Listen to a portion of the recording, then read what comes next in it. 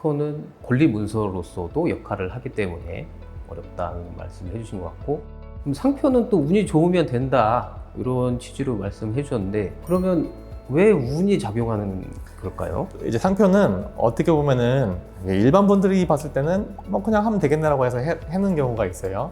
근데 그러다가 진짜 운 좋게, 그러니까 기존에 똑같은 게 없으면 되는 경우가 있는데, 이게 왜 그러냐면 일단 상표라는 거는 특허처럼 이렇게 문서를 엄청 많이 기술하는 건 아니에요. 그냥 내가 어떤 제품에다가 어떤 이름을 쓰겠다라고 하는 거라서, 그래서 구조가 그 상표 명이라는 게 있고 지정 상품이라는 게 있어요.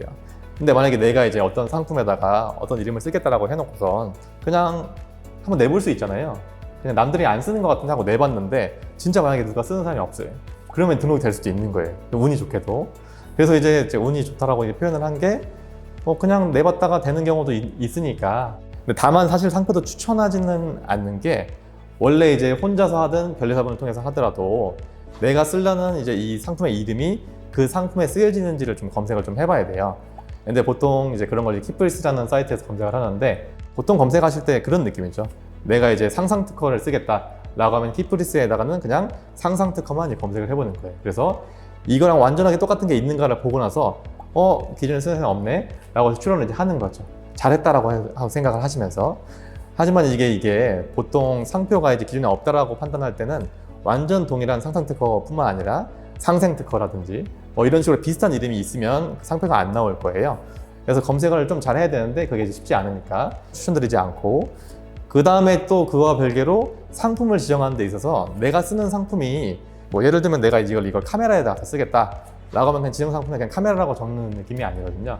보통은 특허청에서 고시한 이름으로 적게 되는데, 고시한 이름 찾기가 좀 쉽지 않고, 그 다음에 이제 내가 보통 이제 사업을 할 때는 딱 그 제품의 이름을 만들었지만 그 제품 이름뿐만 아니라 같이 쓰는 경우가 있죠. 예를 들면 이제 골프 의류 같은 거 만드는 데라고 하면은 골프 의류에다가도 그 이름을 쓰고, 아니면 비슷한 유사 상품에도 그 이름을 똑같이 쓸 텐데, 그러면 지정 상품을 만약에 잘못 고르게 되면 나중에 내가 먼저 쓰고 있는데도 남들이 먼저 뺏어가는 경우가 있을 수도 있다 라고 해서 추천은 하지 않는데, 그래도 운 좋으면 가능하다 이런 느낌을 생각하시면 될 것 같아요.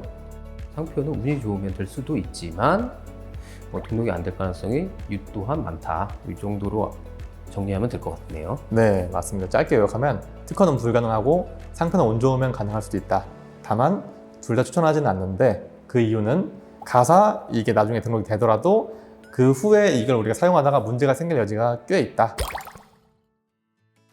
혹시 개인 출원하면 그 대리인을 선임할 때보다 비용적으로는 확실히 크게 차이가 날까요?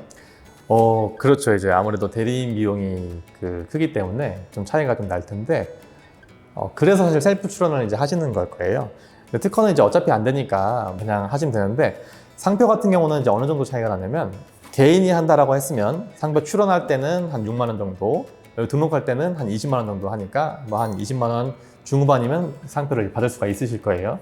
근데 이제 대리인을 쓴다고 하면 그 비용 외에 출원할 때 한 15만 원에서 20만 원 정도, 등록할 때 한 15만 원에서 20만 원 정도가 들 거예요. 그러니까 전체로 봤을 때는 한 3, 40 정도 차이가 난다, 이렇게 생각하시면 될 것 같습니다.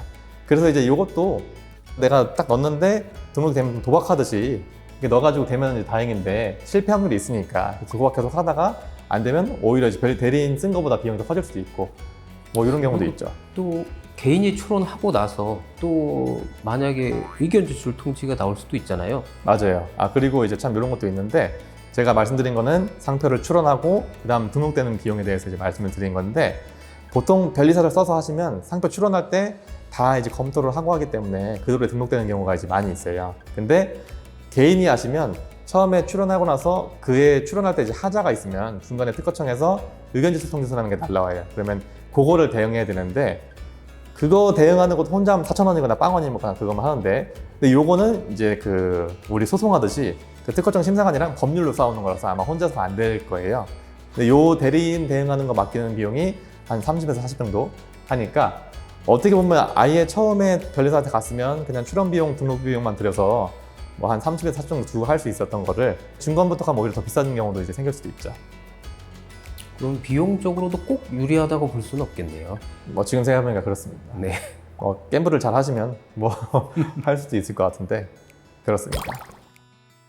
오늘은 특허 상표 개인 출원이 가능한지에 대해서 알아봤고 다음에 더 좋은 소식으로 또 찾아뵙겠습니다. 무슨 소식이 계속 있나요? 있겠죠? 네. 구독 좋아요. 부탁드립니다.